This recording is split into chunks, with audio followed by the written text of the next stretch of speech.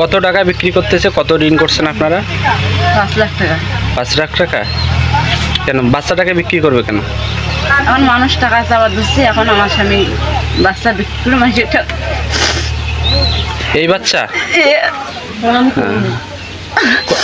কত টাকা বাচ্চা বিক্রি করলো? 5 লাখ। 5 লাখ টাকা? আপনার কি করণীয় এখন? আমি দিব না, আপনার স্বামী তো বিক্রি করছে বাচ্চাকে। আমি দিব না। বাচ্চাটা কি হয় আপনার? বাচ্চাটা নাতনি হ্যাঁ। আপনার নাতনি বিক্রি করতেছেন কি কারণে?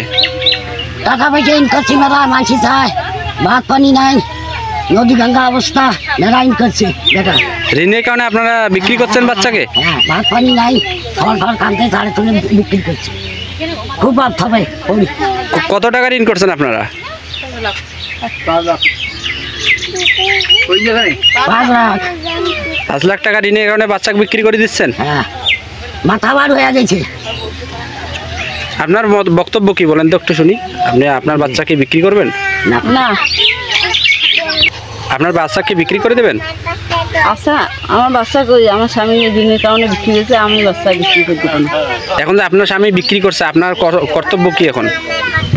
আপনার সহযোগিতা করলে আমার বাচ্চাটাকে আমি রাখতে পারবো। কত টাকার বিনিময়ে বিক্রি করছেন? 5 লক্ষ টাকা? 5 লাখ টাকা। আচ্ছা, ধন্যবাদ আপনাকে। এই বাচ্চাটা যে বিক্রি করবে আপনি কিছু জানেন?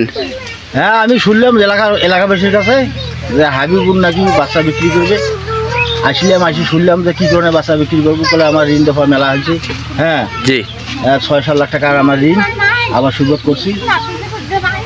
এখন কৃষক তো বাঁচে না, কৃষক তো আর বাঁচবে না। এখন বাচ্চা বিক্রি না করিয়া কী করে? এখন বাচ্চার মা তো এই যে বাচ্চাটা দেখতেছেন, এই বাচ্চা এইটা আর বাচ্চার মা এইটা। এখন যারা সহযোগিতা করতে পারেন একটু সবাই একটু হেল্প করেন যাতে এই বাচ্চাটা বিক্রি করে না করে।